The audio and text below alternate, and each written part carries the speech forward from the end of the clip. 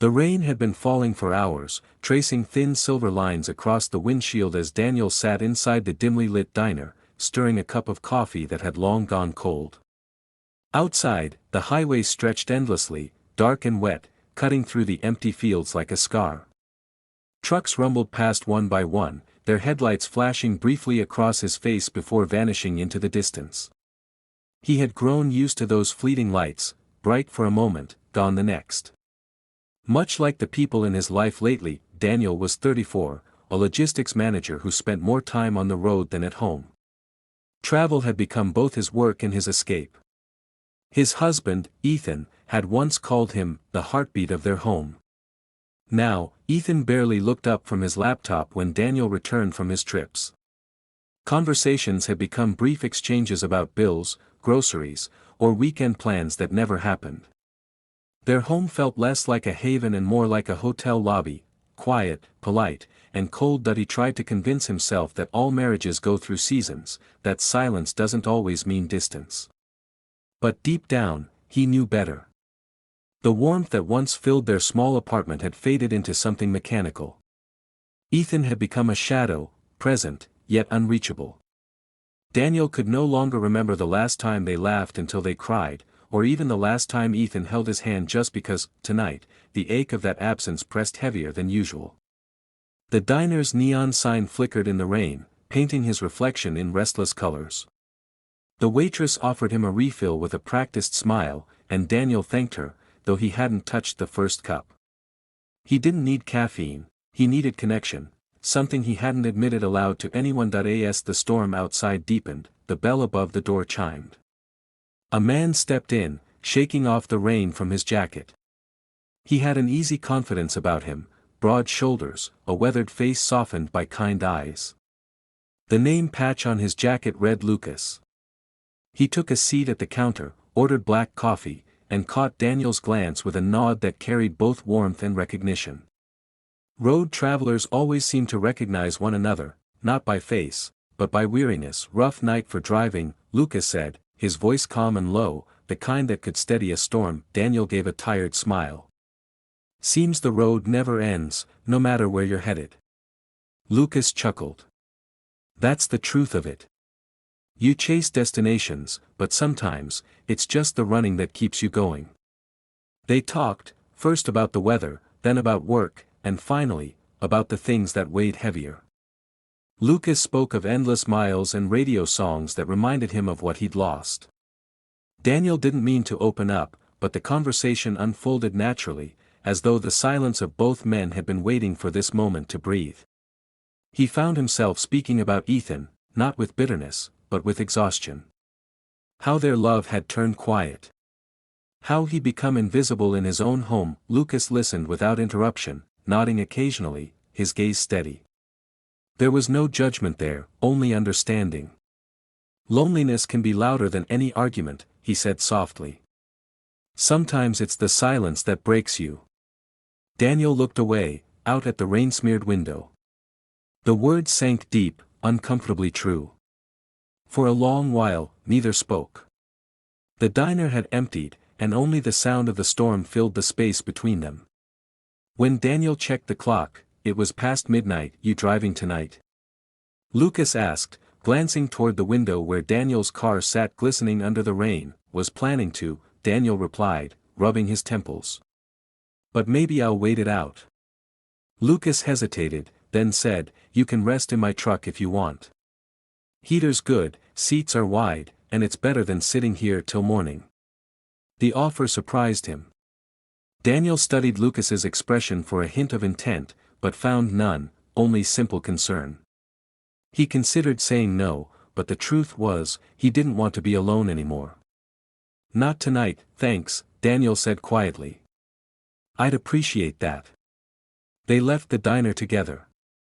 The rain had softened into a mist, the kind that hung heavy in the air. Lucas's truck stood nearby, a massive blue rig humming softly under the streetlight.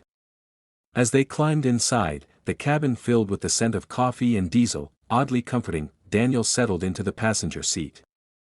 The warmth from the heater brushed his face, easing the chill that had settled deep inside him for months. Lucas turned on the wipers, their rhythmic motion slicing through the drizzle. For a while, neither spoke. The road outside was silent, endless, and unknown, and somewhere between that silence and the soft hum of the engine, Daniel realized that this night, this quiet, unplanned moment, had already begun to change something within him that he didn't know what awaited him beyond the mist. Only that for the first time in a long time, he didn't feel invisible. The following week felt strangely quiet. The usual buzz of the office couldn't drown the silence that had grown between Ethan and Daniel. Their messages stopped. Their coffee breaks ended. It was as though the closeness that had quietly bloomed between them had suddenly wilted under the weight of unspoken feelings. Ethan tried to convince himself that this distance was good, necessary even. But when he saw Daniel walking through the corridor, composed and distant, it hurt more than he expected. Late Friday evening, while the rest of the staff had gone, Ethan stayed behind to finish a presentation. The hum of fluorescent lights filled the empty space.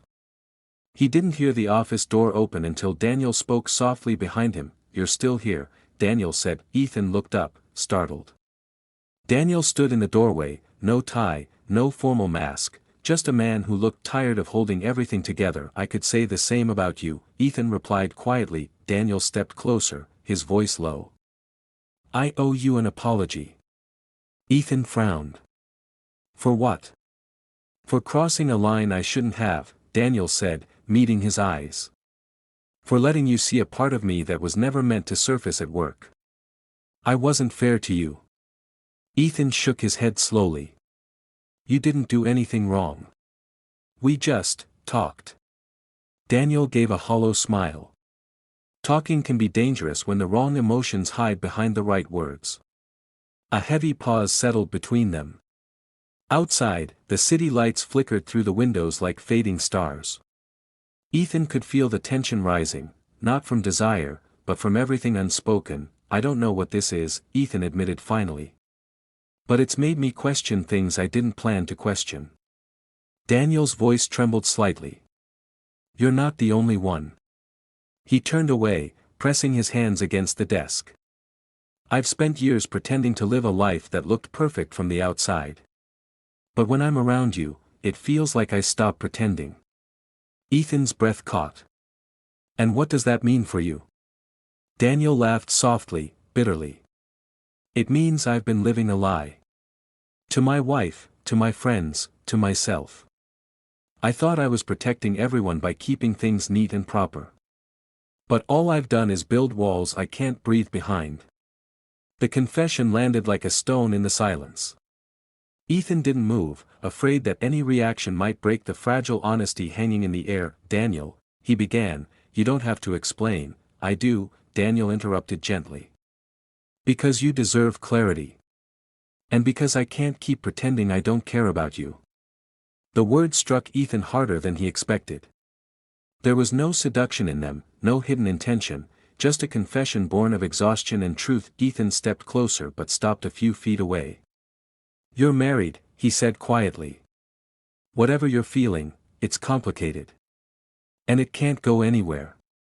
Daniel nodded, eyes glistening under the office lights. "I know. That's why I'm telling you now, so you won't carry this weight.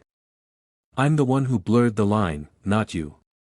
For a long moment, neither spoke. The distance between them felt both unbearable and necessary. Finally, Daniel straightened his posture, the boss's composure returning. "I've decided to resign," he said calmly. "The board will announce it next week.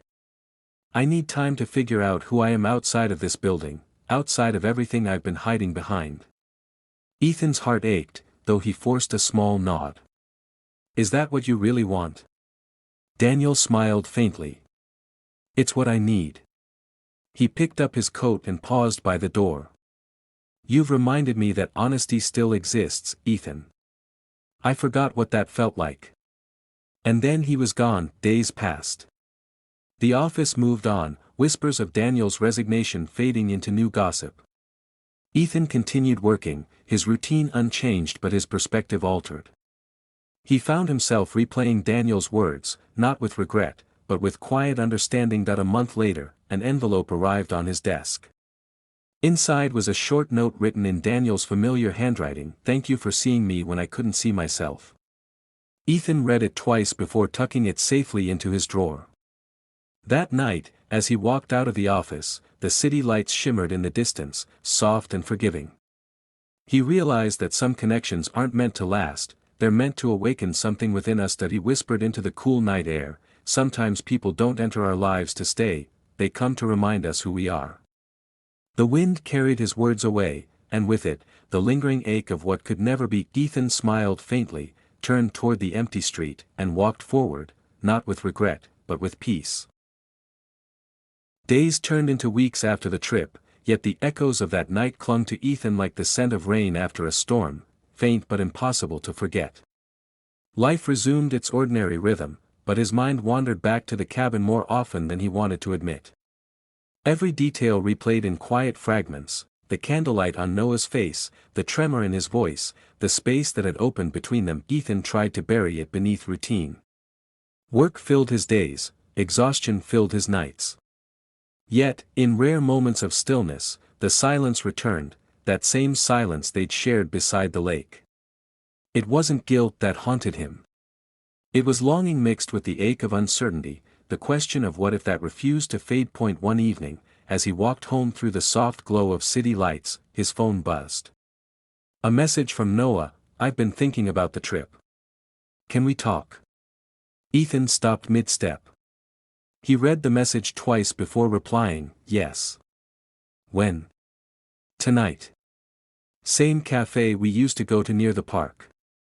By the time Ethan arrived, the sky had darkened, and a light drizzle blurred the reflections in the street. The cafe was nearly empty, its windows glowing gold against the gray evening. Noah sat at a corner table, his hands wrapped around a steaming cup.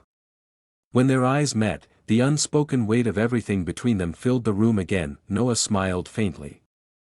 "I wasn't sure you'd come." "I wasn't sure either," Ethan admitted, taking the seat across from him. For a moment, neither said anything. The hum of distant conversation and the clatter of dishes filled the quiet between them. Then Noah took a slow breath. "I need to say this," he began, his voice low but steady. "That night at the cabin. I wasn't drunk, and I wasn't confused. I meant what I said." Ethan's heart thudded. He looked at Noah carefully, the familiar eyes, the honesty written across his face. "You don't have to explain," he said softly. "I do," Noah replied. "Because it wasn't fair to leave it like that. You deserve to know what I felt, and what I still feel." Ethan's throat tightened. He had prepared himself for distance, not honesty. "Noah, you know what this means," he said quietly. "We can't." "I know," Noah interrupted gently. "We can't change who we are to each other. But pretending none of it mattered doesn't make it disappear."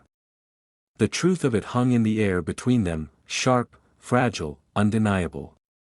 Ethan looked down, his fingers tracing the rim of his cup. He could feel the same conflict rising again, the heart wanting one thing, the mind insisting on another. "Finally," he said, "maybe what happened wasn't meant to turn into something else. Maybe it was just meant to show us who we are." Noah's expression softened. "And who are we, Ethan?" Ethan exhaled slowly. "People who felt something real, but in the wrong time, the wrong way. And maybe that's enough." Noah smiled sadly. "Maybe it is." They talked for another hour, not about love, but about life. About how moments sometimes matter more than outcomes. About how connection doesn't always require a name. The conversation was tender, honest, and clean of the weight it once carried. When they finally stood to leave, Noah hesitated at the door. "You ever think about that night?" "Every day," Ethan said simply. "But I think about it differently now." "How so?" "I used to see it as a mistake. Now, I see it as a mirror." Noah nodded, his eyes glistening. "Then I guess it taught us both something." "It did," Ethan said. "It taught me that love, any kind of love, only matters if it makes you more honest." Outside, the drizzle had turned to mist. They walked together for a few steps before their paths split. Noah paused, offering one last quiet smile. Take care of yourself, Ethan. You too, Noah. Ethan watched him disappear into the fog, the world around him soft and quiet. There was no sadness in the goodbye, only understanding. What had once been confusion had become clarity. That night, as Ethan returned home, the city lights seemed brighter, the air lighter. He realized that closure doesn't always come with distance, sometimes it arrives in the simple act of telling the truth. He sat by his window, listening to the faint hum of the street below, and whispered to himself, some stories don't end where love fails, they end where truth finally begins. And with that, Ethan finally felt free, not from Noah, but from the silence that had kept him captive for